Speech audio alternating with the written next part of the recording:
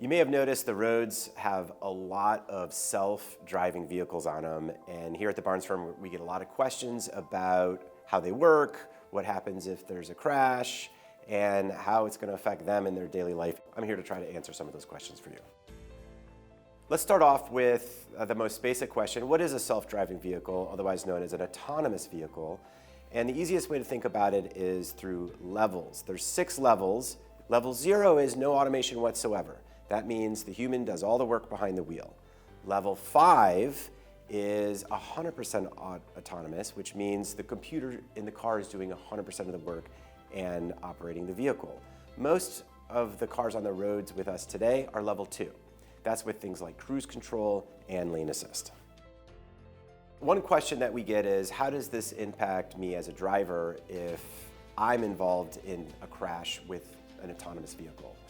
And this is a very complicated question because it used to be quite simple to determine who's at fault. Who is driving and what did they do wrong? Now the question is, who is driving? When figuring out who's at fault, you got to look at what went wrong. A self-driving vehicle has several different components. First, there's the hardware, cameras, radar, sensors. Did one of those go wrong? If so, the manufacturer could be at fault. Or was it the interface with a complicated software algorithm that is working with navigation to operate the car? Was it a software problem? If so, the software company may be responsible. Or was it a third party's fault with navigation? You got to peel back the onion and determine all the viable defendants and hold everybody responsible for whatever role they had in the accident. The big question we often get is, how will this affect my insurance?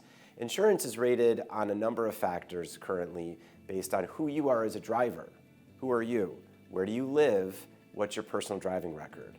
However, as autonomous self-driving vehicles enter the market, that's going to change, and it's going to be based on how many times does the car you drive get into accidents, and how much does it cost to repair that car? If you happen to get into a crash with a self-driving car or an autonomous vehicle, all the same rules apply. Pull over, make sure you're safe, exchange witness information, and document the scene with photographs, document any property damage, etc. The one big difference is if it's your car that's involved and it's an autonomous vehicle, make sure you preserve the car. There's a saying in product liability cases, no product, no case. In this case, you need to save the car because the car has all the data that will determine who is responsible. At the Barnes Firm, we've handled over 100,000 car crashes, so if you happen to get into a car crash, give us a call. We're happy to answer your questions. Call us at 1-800-8-million. Might be the best call you ever make.